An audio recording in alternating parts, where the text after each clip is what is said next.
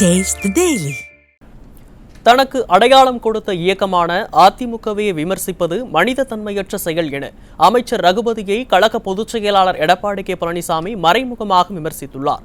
மக்களை காப்போம், தமிழகத்தை மீட்போம் எழுச்சி பயணத்தின் 16வது நாளில் புதுக்கோட்டை மாவட்டம் அண்ணாசிலை பகுதியில் மக்களிடையே உரையாற்றியவர் இதனை தெரிவித்தார். இங்க ரெண்டு அமைச்சர் இருக்கிறாங்க. ஒரு அமைச்சர் இங்கிருந்து ஓடினவர் யாருன்னு உங்களுக்கு தெரியும். ஏதாவது அங்க போய் பேசிட்டு இருக்காரு. இந்த சொல்லக்கூடாது, சொல்லித்தான் ஆக வேண்டும், வேற வழி இல்லை. இப்போ உழைக்கிற நாய்க்கு பிஸ்கட் போட்டா கவ்விக்கிட்டு போகும் பாரு, அப்படி சில பேர் இருக்கிறாங்க. என்ன பண்ணு, அப்படி சில பேர் எவ்வளவு மட்ட ரகம்.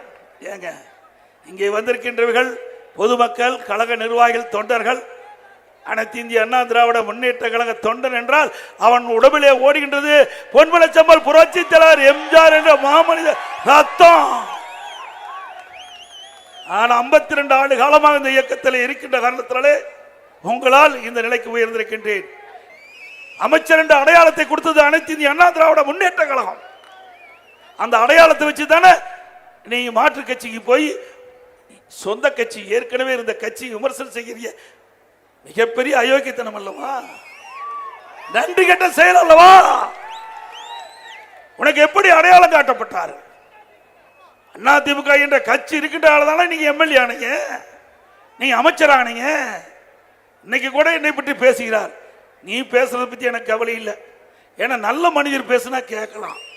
மனிதனா பிறந்தா சூடு சொரண வேணும்.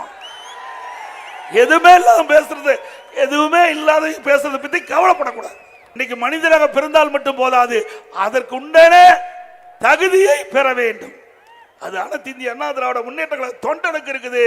இங்க இருந்து வெளியே போன மனிதனுக்கு மனிதன் என்ற தகுதியை இழந்தவர்.